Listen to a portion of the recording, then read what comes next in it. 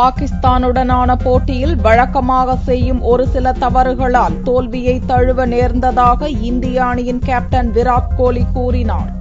வங்கதேசத்தில் 5 நாடுகளிடையே நடந்து வரும் ஆசிய கோப்பை ஒருநாள் கிரிக்கெட் போட்டியின் ஒரு ஆட்டத்தில் இந்தியாவும் பாகிஸ்தானும் ஞாயிறன்று மிர்பூரில் மோதின.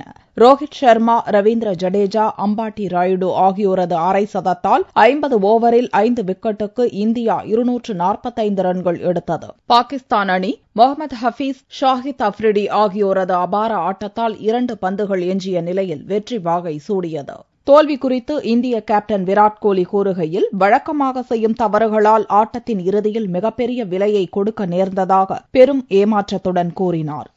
आज जिस तरह से हम खेले, मेरे ख्याल 245 डिफेंड करना काफ़ी अच्छा एफर्ट था बॉलर्स का, फील्डर्स का.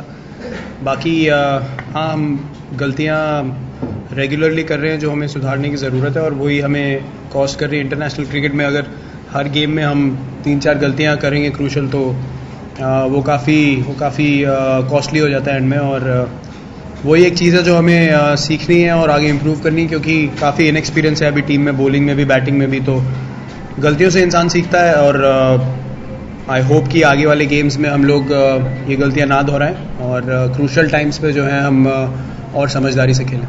இந்தியாவை வீழ்த்தியதன் மூலம் பாகிஸ்தான் அணி 9 புள்ளிகளுடன் பட்டியலில் முதலிடத்தை பிடித்தது. ஒரு வெற்றி 2 தோல்விகளுடன் 4 புள்ளிகளை பெற்றுள்ள இந்திய அணி 3வது இடத்துக்கு தள்ளப்பட்டுள்ளது. இதனால் இந்தியாவின் இறுதிப் போட்டி வாய்ப்பு பறிபோயுள்ளது.